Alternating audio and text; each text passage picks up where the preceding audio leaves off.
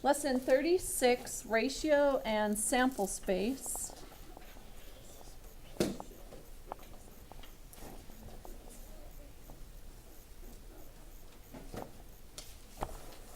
A ratio is a relationship between two numbers.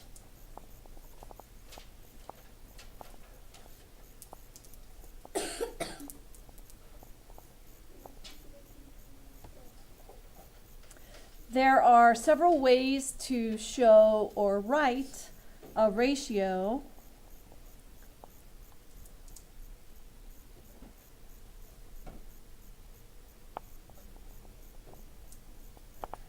So you can use the word to, the to. An example would be 3 to 4. So you just use the word to. Another way is to show it in a fraction, so 3/4, and that's the one that we use the most, is a fraction. You can use a decimal number, 75 hundredths, and then the last one is you can use the colon between the two numbers, so, and you read it 3 to 4. So these are 4 different ways to write your ratios. So we're going to give an example of writing a ratio. If we have a class of 24 students and 14 of those students are boys, what is the ratio of boys to girls?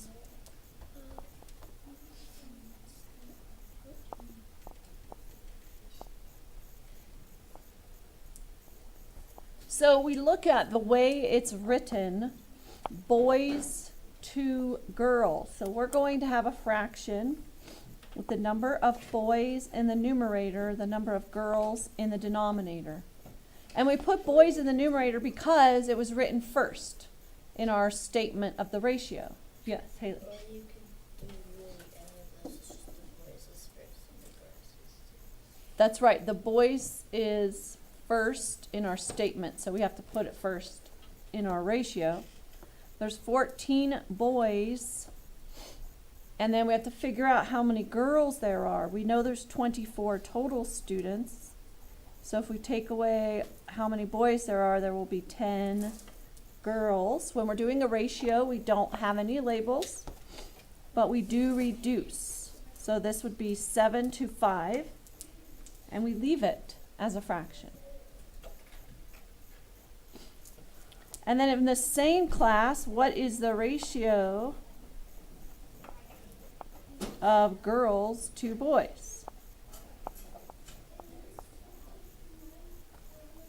And we would just turn the fraction upside down. So it'd be 10/14 or 5/7.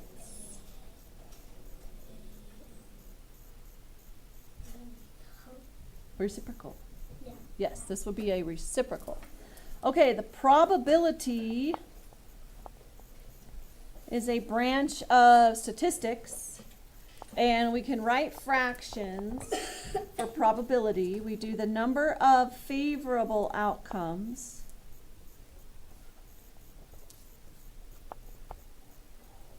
over the number of possible outcomes. And that's called probability. Sample space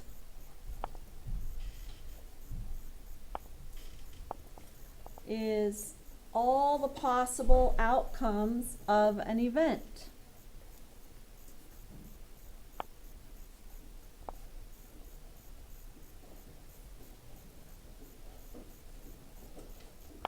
So we're going to show an example with 2 events. One would be flipping a coin. The outcomes of flipping a coin are heads and tails. We always put our sample space in braces. We put a comma between the elements.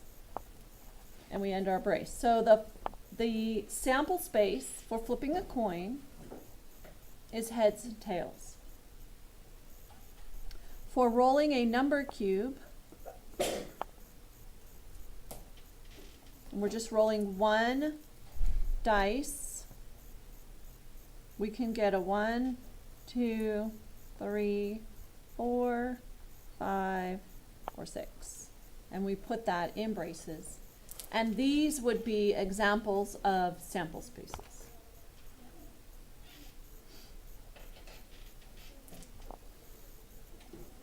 You can use a tree diagram to find your sample space.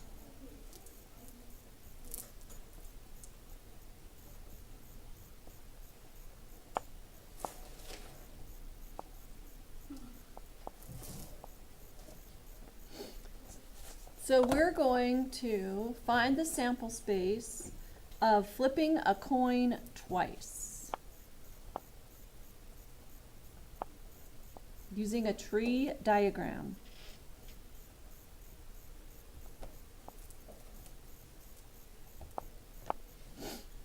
So when we pick the coin up and we flip it the first time, the outcomes can be heads or tails. So we just put an H for heads, T for tails. The second time we flip, it can be heads or tails, but it needs to go along with the first flip. So if we flip a head the first time, the second time we can get heads or tails. And then if we flip tails the first time, the second time we flip it, we could get heads or tails. So the outcomes, which is what goes in our sample space, we start with the first one, H, follow along the line, H, H. So we could get heads and then heads. Then we could get heads and then tails, tails and then heads, or tails and then tails. So if we wanted to write our sample space, we put it in braces. H, H, for heads, heads, heads, tails, tails, heads, and tails, tails. There's 4 outcomes.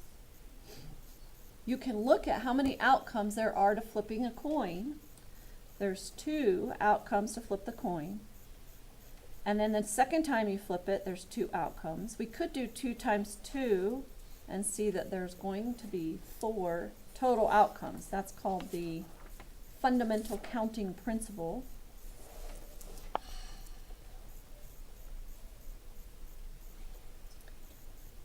So we're going to talk about how many outcomes are there for flipping a coin and then rolling a number cube. So I need to turn the page. Is everybody ready for a page turn? Yes. Is everybody almost ready for a page turn?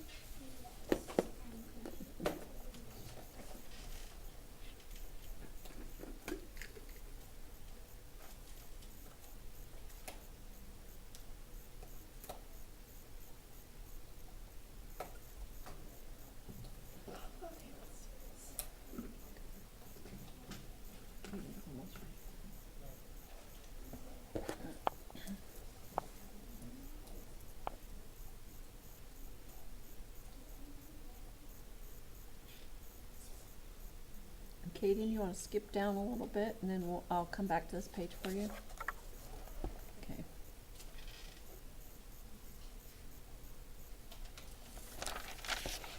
Okay, so if we're asked how many outcomes for flipping a coin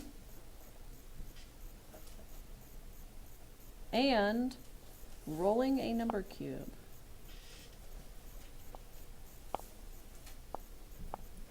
you can figure that out by taking how many outcomes there are when you're flipping a coin. So that would be 2. Multiplying by how many outcomes are there when you roll a dice, which is 6. So you should have 12 outcomes for flipping a coin and rolling a number cube. We can find them by using a tree diagram. So if we have our coin toss first, we can have H or T for heads and tails. Then when we roll our number cube, there's 6 outcomes on that one. So we can draw 6 lines off the H and do 1, 2, 3, 4, 5, 6. 6 lines off the tails.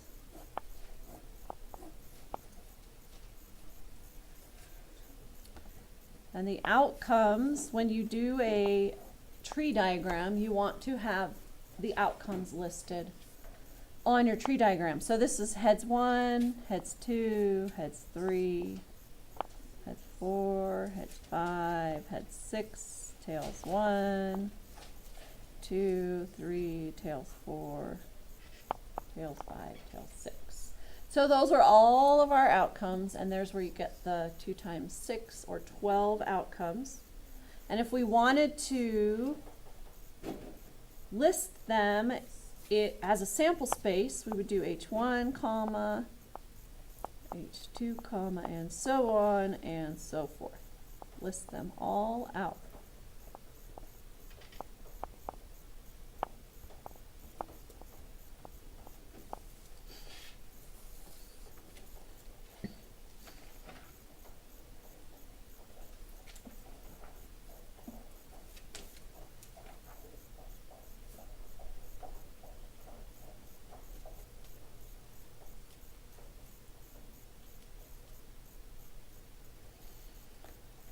Okay, so we talked a little bit about the fundamental counting principle, and it's in your book on page 259, so I don't want to write it all the way out.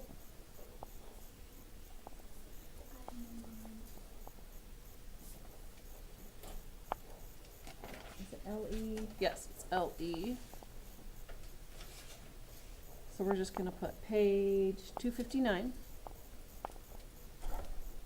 And it states, if there are m ways for A to occur and n ways for B to occur, then there are m times n ways for A and B to occur.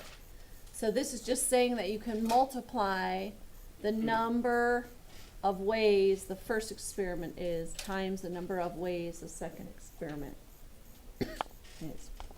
I want to do one probability example that says, you can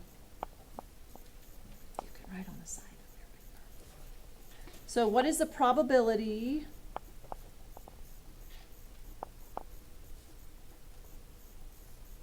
of, let's see, flipping heads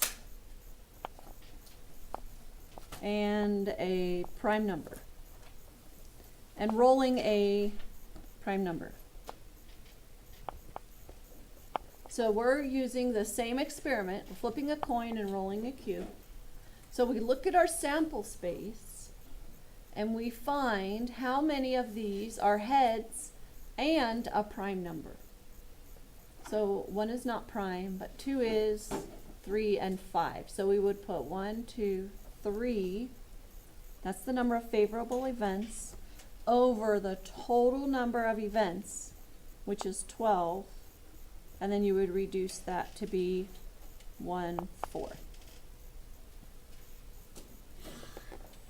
And that is the end of the lesson. Before we do